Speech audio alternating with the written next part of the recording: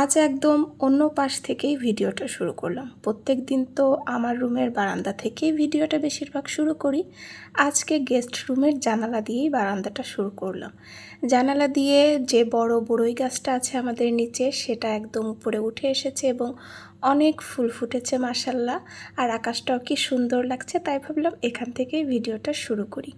আর মনে হচ্ছে যে এবার যদি বড়ই হয় তাহলে জানালা দিয়েই হয়তো বা বড়ইটা আমরা পাড়তে পারবো। আসসালামু আলাইকুম, কেমন আছেন সবাই? আশা করছি ভালো আছেন। Welcome to my channel Shashi's basket. দিনটি ছিল মঙ্গলবার 30শে সেপ্টেম্বর 2025। তো আমি আসলে উঠে সব জানালা খুলতেছিলাম, গেস্ট রুমের জানালাটাও খুলে দিলাম, তখন গিয়ে আমি ভিডিওটা শুরু করলাম।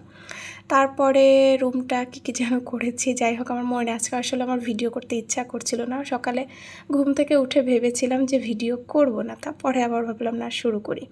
পরে আমি নাস্তা করে নিলাম। গতদিন পাউরুটি দিয়ে যে আমি শাহি টুকরা করেছিলাম, তো পাউরুটির যে সাইডের টুকরা ছিল আমি আবারও করেছিলাম। আগের দিনকারটা তো দুধ দিয়ে খেয়েছিলাম, তো আজকে আবার সেটা আমি ডিম দিয়ে একটু টোস্ট করে নিলাম। সাথে চা ছিল, আবার ভাত ভাজি করেছিল বাসায়, সেটা রেখে দিয়েছিল, সেটাও আমি একটু খেয়ে নিলাম। তারপরে এসে জামা কাপড়গুলো গুছিয়ে রাখলাম, যেটা আমার প্রত্যেক দিনেরই কাজ। গতদিন তো আসলে আবার জামা কাপড় ধুয়েও দিয়েছিলাম, সেটাও ভাঁজ করে রাখলাম। আর বারান্দায় দেখেন কত রোদ, মানে প্রচণ্ড লেভেলের সকাল থেকে রোদ এবং রোদের তাপ। দুপুরে হয়ে গেছে, দুপুরের খাওয়া দাওয়ায় চলে এসেছি। বাসায় কেউ নেই, শুধু আমি আর আব্বু আছি। সবাই এক একজন এক এক জায়গায় ঘুরতে গেছে। তো ডিম লাউ রান্না হয়েছিল, যেটা আমার অনেক পছন্দ, আর আগের দিনের চচ্চড়ি ছিল, সেটাই দুইজনের, এটাই এনাফ।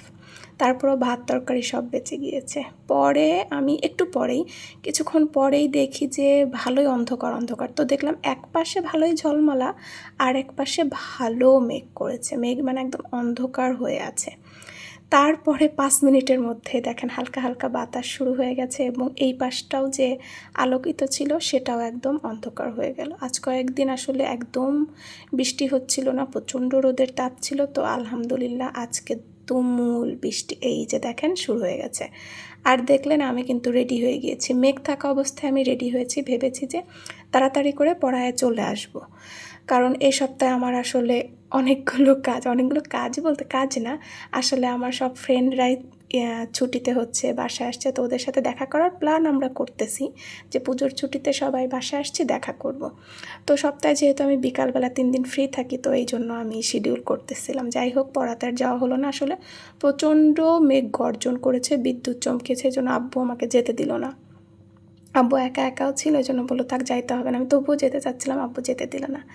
তারপরে আমি একটু ছাদে আসলাম। এটা কিন্তু একদম 5টা 5:30টার ভিডিও, বিকালবেলা। তো এই যে মাশাল্লাহ দেখেন, এটা ফুল না ফল বলেছিলাম না, কারণ প্রথমবার আমি সামনাসামনি এরকম ড্রাগনের ফুল ফল দেখতেছিলাম, এই জন্য বুঝতে পারছিলাম না। তো সেটা হচ্ছে, তো দেখলাম যে এটা ফুল আসলে, এবং ফুলটা ফোটা ফোটা ভাব। আমি ভাবছি যে আজকে রাতে ফুটবে হয়তো বা, কারণ কোনো অভিজ্ঞতা নেই তো যে এরকম হলে কখন ফুটে যায় না। শুনেছি যে ড্রাগনের ফুলটা রাতে ফুটে।